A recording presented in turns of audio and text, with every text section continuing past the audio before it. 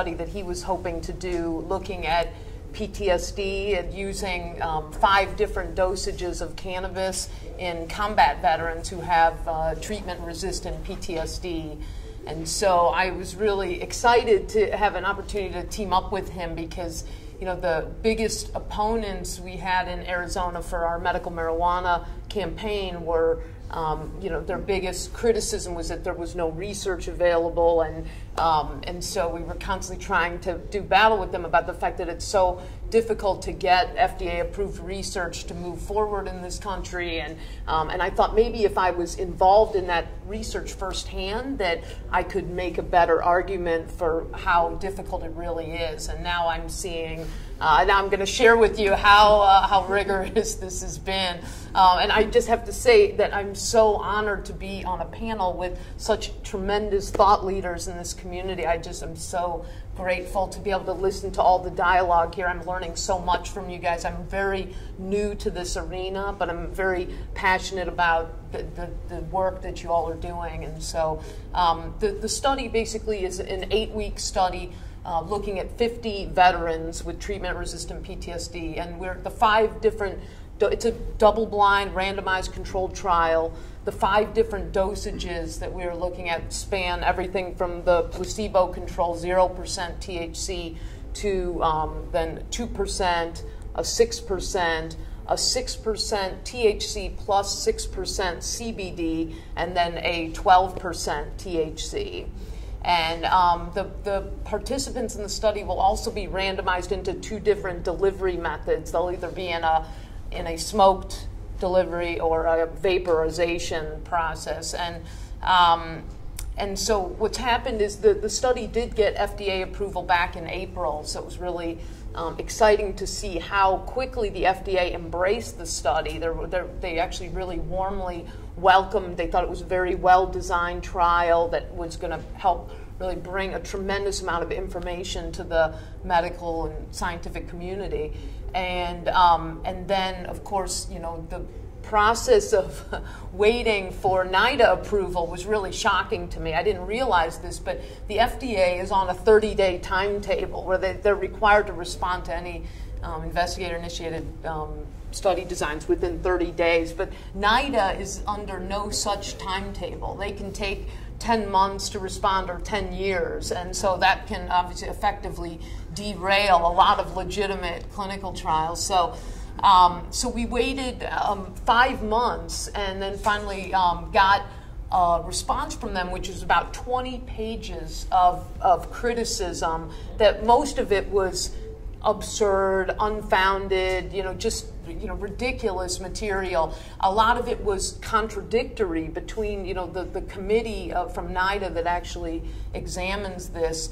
A lot of the material that the feedback we got from them contradicted each other, and then a ton of the material actually was identical and verbatim, word for word. So even though these reviewers are supposed to be examining this independently of each other, a lot of the material was just, you know, was exactly like they had done a copy and paste and kind of just reiterated each other's stuff. So this has been really tough process, and what's been interesting is that the university, even though I'm part-time faculty at the University of Arizona, and they were very nervous when I got involved in this process because they, you know, there's state funding that they rely on, and they thought, oh God, this is going to be terrible publicity having a faculty member involved.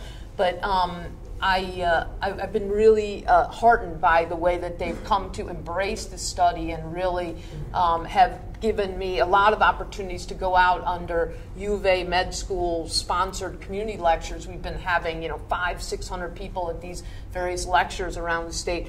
Really, after they hear about the process that the study's gone through, very angry about the fact that the government is shackling science, and so it's been really wonderful to get this kind of groundswell of support after each of these lectures, and people, not just veterans groups, but just the general community. And you would think, you know, a study looking at combat vets with PTSD would be such a slam dunk in this political environment, right? Because the resurgence of patriotism and support for our military has been so huge. but that has not helped this study move forward at all. And we're, at this point, the study is, has been stalled by the tremendous pile of criticism that we've got. We have no funding for the study. So, and that was very important to us that we not accept any or request any government money for the study, because we knew that that would be just another obstacle to overcome. So we specifically told NIDA that we are going to be privately funded with individual donors, and that of course didn't help the process at all. But it also has created problems where MAPS is basically doing this as pure charitable, pure volunteer effort at this point, because they don't have any funding to back this right now. And I'll see that the study itself, we have a long list, you can imagine, of veterans who are eager to offer themselves to be screened for the study. If this ever does move forward, then we're hoping that I think that it's going to be incredible when we finally are able to get this thing off the ground. And I'm eager to hear about any of your guys' experiences working with PTSD patients and how that's. I take care of a lot of combat vets right now in my practice, and that was one of the criticisms that NIDA lodged against the study, was that we didn't have the PI wasn't an expert in PTSD. And I thought, well, I've spent 12 years treating PTSD patients, and I don't know how they define expert, but some of the other criticisms we got was that the study is going to be an outpatient study, and all the potential diversion that can happen, criminal diversion that might occur. And so we tried, at the FDA, when they approved the study, they have their own criminal diversion team that reviews that, and they felt that the methods that we've implemented in the study design, like we've added a videotaping of the study participants as they were vaporizing or smoking the cannabis. We've added, lockbox, all kinds of, things that really seem ridiculous, but just trying to appease these folks in government to make sure that they feel comfortable that so the FDA felt comfortable with our protocol, and yet NIDA, who doesn't have any expertise in drug diversion, is now claiming that this study is potentially going to spread marijuana all over the community. And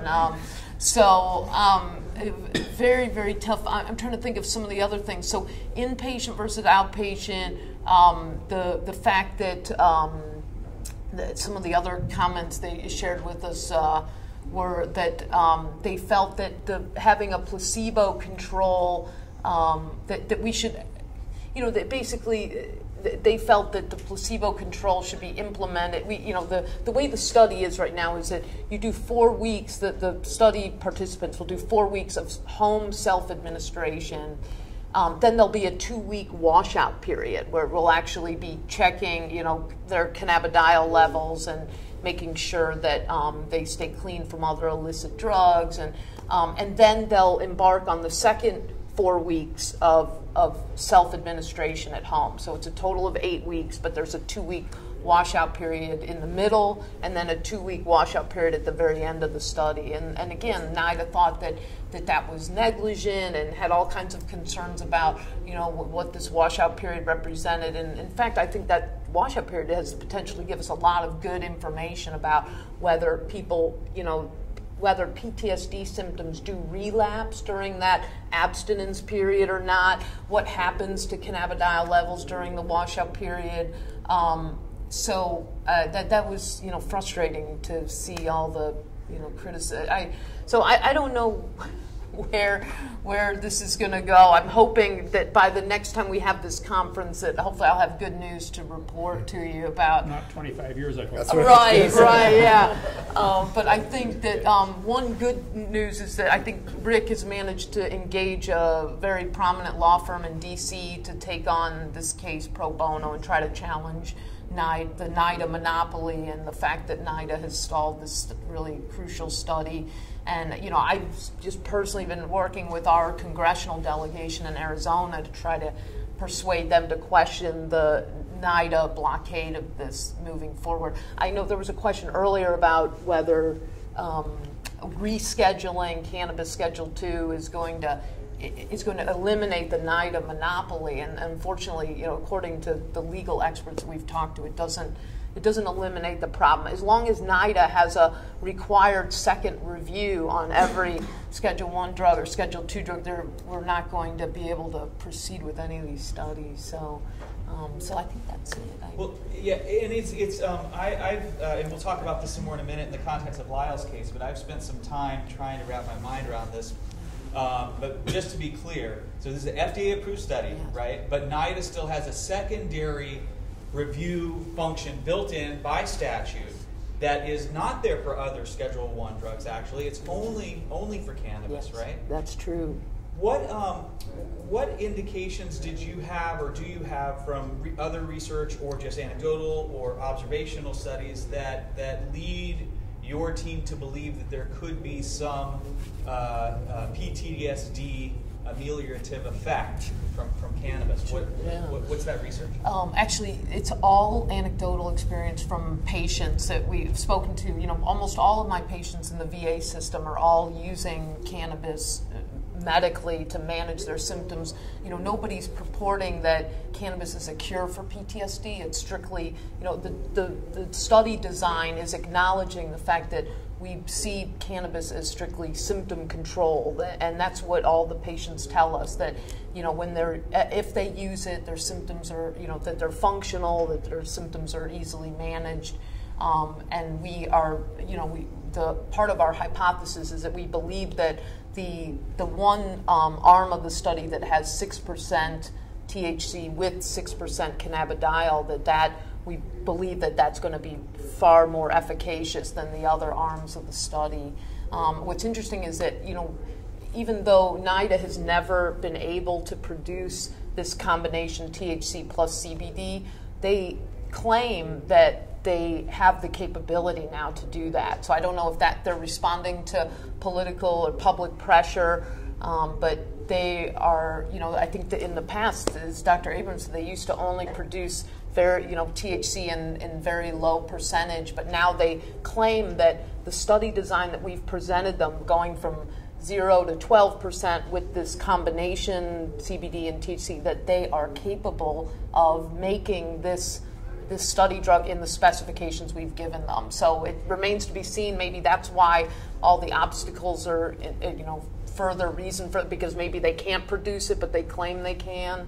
I don't know. So we'll see what that. But yeah, there are more and more vets, fortunately, that are coming. High-ranking veterans that are coming out publicly stating that they are using cannabis round the clock every day, and without it, that they wouldn't be able to survive. So that's been really crucial for the momentum of our study, having more and more vets come out on record and say that they use it, that they need it, that it's been life-saving for them. Has been incredible, push for us to. It hasn't, helped us with NIDA, but it's definitely helped us in the community of public perception. And we've, Arizona, I'm in probably one of the most right-wing, most conservative environments in the country, and yet the folks in Arizona are really understanding the importance of this study, really embracing it. So, thanks. Questions for Sue from other panelists? Yes, Amanda. What about the VA? Are they coming out in support? Are they keeping quiet? This is their constituency. You're right. Yeah, it's been amazing because they were definitely not willing to embrace it. That was the first place I went, was to the VA to see if they would allow us to house the study there, let it go through their IRB process. But they wouldn't, I basically got the door shut on me in every facet of the VA system. But what was interesting was when we started doing the community lectures through the university system, they started to see the public support, growing, and then they allowed me to do a grand rounds at the VA, which was really pretty groundbreaking because it was probably the most well-attended grand rounds ever. They probably had 400 physicians from all specialties that showed up, asked great questions, seemed very supportive. And then I had a long line of VA docs who who came up afterwards and asked to be co-investigators. So privately, the VA docs want to participate in this, but publicly they can't be associated with it. And what was interesting too is that the lawyer from the VA was required to give a 15-minute disclaimer in the middle of my grand rounds to explain what the VA position was, and the fact that just because they're allowing me to do this grand rounds doesn't mean that they support it in any way. But they did reiterate the position that they are not terminating patients so if a vet has a positive urine drug screen, they're not terminating it from treatment as they used to do. Question here, and then Donald, and then back over here. Have you talked to anybody from the Cooperative Studies program inside of the VA? No, I have not. Do you think that's a good idea? I think it's a great idea. Okay. Let's talk after the meeting. Yeah, you got it. That's thank you. So I got an email today from this person who's a VA patient that the VA physicians in San Francisco won't write cannabis recommendation letters. And the University of Arizona next April, I guess, the Patients Out of Time is having their conference in Tucson. And I always provide the CME credits from UCSF, and we asked the University of Arizona if they would like to co-sponsor. And they use that same line, that they are concerned about getting their federal grant. UCSF has the most federal grants of any institution in the country, so that was a really lame excuse. Yeah, terrible. I think they need to be called on the carpet for saying that they won't co-sponsor Patients Out of Time, an educational conference, because they're afraid of losing their grant money. It is ridiculous. Yeah, thank you for sharing. Yes. Who makes up NIDA? Are they political appointees? Do they have corporate affiliations? That's a good question. Do you know, Don? I don't know. I just know one of the interesting things about this committee that reviews it is that the decision has to be unanimous. So that's a very difficult process because this committee, at least at the FDA level, there's a defined hierarchy and you know who makes the decisions. But in this case, this committee, they're anonymous basically, and I don't know anything about the composition. I don't know if anyone else. Is it anonymous committee? Yeah, I mean, anonymous to us. I don't know any of them. I don't have an ability to go back at them after and say, hey, this criticism is unfounded, and so I don't know how to. But these are, and I'm wading into waters that I probably shouldn't because my expertise is limited here. But I believe, and tell me if I'm wrong, that NIDA has the gatekeeping function by statute. They have to. There's a separate review that takes place, Public Health Service review that takes place. It's supposed to look at the scientific validity and the safety and the protection from diversion of the protocol, right? And only then, if the research protocol meets all of those criteria, will they allow marijuana from NIDA's farm in Mississippi to go for the study. And that's the only way you can get marijuana to do a study, to go through NIDA. But so NIDA is, career bureaucrats and people who are, there's political appointees who run NIDA, but the people who work there are, scientists and doctors who work for the government. But the folks who comprise these review committees, I believe, are doctors out in the community. They're not NIDA employees. Is that right? And they get tasked. In general, NIH review committees are other people who are funded by the NIH peers, so that's peer reviews. But I don't know if this NIDA review is necessarily peer review, especially because most NIH peer review committees, at the end of their pink sheets to you, their reviews, they list all the members of the committee and all the staff. So if in fact they're not being transparent, then it must not necessarily be a peer review committee, but perhaps internal as opposed to external. Interesting. I was going to say, well, one of the issues with NIDA in general is that these are addictions scientists. Yeah. So these are scientists that are used to looking at cannabis as a very dangerous, toxic, addicting drug. So that's the framework they come at these reviews with. So, I mean, when they say things like, oh, we're so afraid that they're going to take it home and go sell it, to their local playground, that's obviously not coming from fact or from anyone that's an expert in this area would say, but somebody that's been versed in the reefer madness framework, and that's what their boss is versed in, which is NIDA. So, I mean, it's really like, the fox guarding the hen house in a way over there. And that puts us at a disadvantage because there aren't that many NIH-funded peers who study the therapeutic benefits of cannabis. So we don't have a whole committee that we can put together. So it's the folks that are studying marijuana as an addictive substance. Good. Well, and it's ironic. Did you, Sue, look at, in the context of putting together the protocol, the MAPS protocol for the MDMA-assisted psychotherapy research with MDMA? Yes. And PTSD? Yeah, that was really helpful. And the folks who designed that study were on our design committee for this PTSD trial. So that's why you probably see some similarities with the way some of the...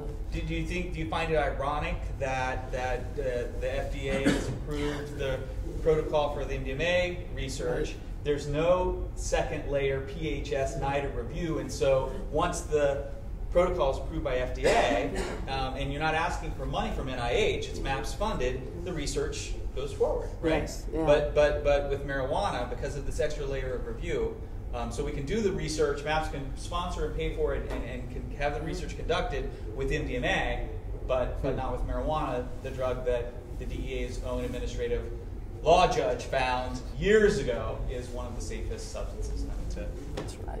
people. Well said, well said. Any other questions for Sue?